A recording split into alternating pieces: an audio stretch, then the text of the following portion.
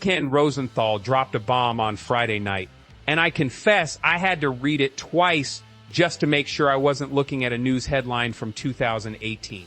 Justin Verlander, Baltimore Orioles. According to The Athletic, we are the, quote, most interesting destination, unquote, for the veteran. Let's take a deep breath. I know what you all are thinking. I know because I felt the exact same thing. The name carries weight. Justin Verlander is baseball royalty. Future first ballot Hall of Famer. 3-time Cy Young winner. MVP. Champion. His resume is untouchable. Nobody argues with history. But we are not playing baseball with history books. We are playing the 2025 season. And this news leaves a bitter taste in my mouth that every Orioles fan knows all too well. The smell of a bargain. The connection is obvious. Mike Elias, our grand architect, the man who rebuilt this franchise from the ashes. Elias knows Verlander from their Houston days. They worked together in 2017. They worked together in 2018. There is mutual trust. There is respect. But there is also a gigantic danger when an executive starts building a team based on friendships from the past and not on the cold reality of the present. Shall we talk about reality? Justin Verlander is about to turn 43. I am going to repeat that so the gravity of the situation penetrates your mind. 43 years of age. We aren't talking about a 35-year-old veteran who still has gas in the tank. We are talking about a pitcher who fought against his own body throughout the entire last season. The text of the report tries to be gentle. It says he demonstrates talent across 3 different decades. It says the answer is yes. He is still an interesting prospect. I disagree. And I disagree strongly. Look at the cold numbers from his last stint with the Astros. Forget the name on the jersey. Look at the production, a record of 5 wins and 6 losses. That doesn't matter much. But look at the ERA, 5.48, a WHIP of 1.38. In 17 starts, that is not an ace. That is not a top of the rotation arm. That is a number 5 starter trying to survive 5 innings without getting shelled. The medical report is even scarier. Neck injury. When a power pitcher who relies on perfect mechanics starts having neck and back issues after 40, the end is usually fast and ugly. We saw what happened. He couldn't play up to his potential. He was a shadow of the giant he once was.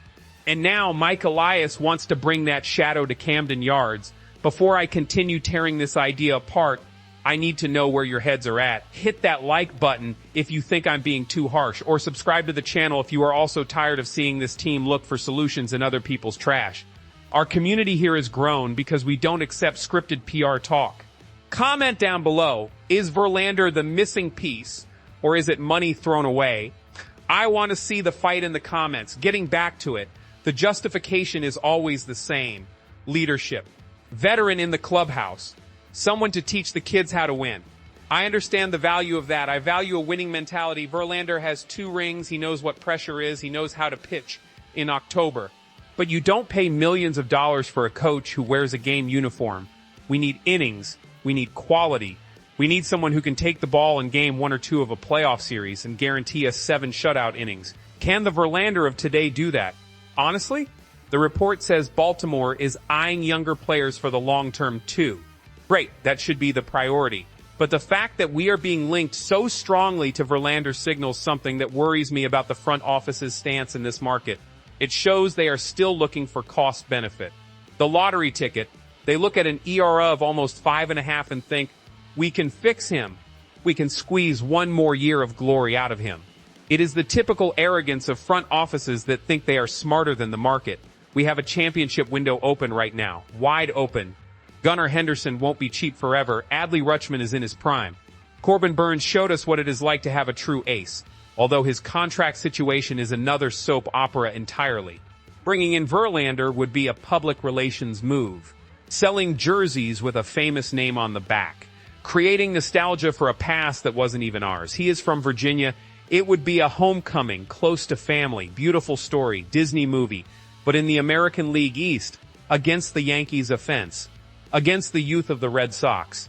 Putting a 43-year-old man with a stiff neck on the mound is asking to suffer. The market is there. There are options. There are trades to be made. Players who are in their physical prime. If the Orioles bring in Justin Verlander to be the 5th starter, With a low base salary and incentives for productivity, I will shut my mouth. Maybe it's worth the risk. But we know names like this don't sign cheap productivity contracts. They cost money, and they occupy a roster spot that could belong to a youngster hungry for the ball. Mike Elias needs to decide if he wants to assemble the Houston Astros of 2017, the reunion, or if he wants to build the Baltimore Orioles champion of 2025, because nostalgia doesn't win rings. Nostalgia fills museums. I look at this Ken Rosenthal report, and I don't see ambition. I see caution. I see a team that wants to compete, but is afraid to pay the real price of victory. Verlander was a monster. He was one of the greatest I have ever seen. But time is undefeated. It beat Justin Verlander. And if we bet against time, we are going to lose. Don't let yourselves be fooled by the shine of the Cy Young trophies on his shelf. Those trophies are dusty. We need new shine. Tell me I'm wrong. Please. I would love to be wrong. But my jaded fan instinct says this smells like trouble.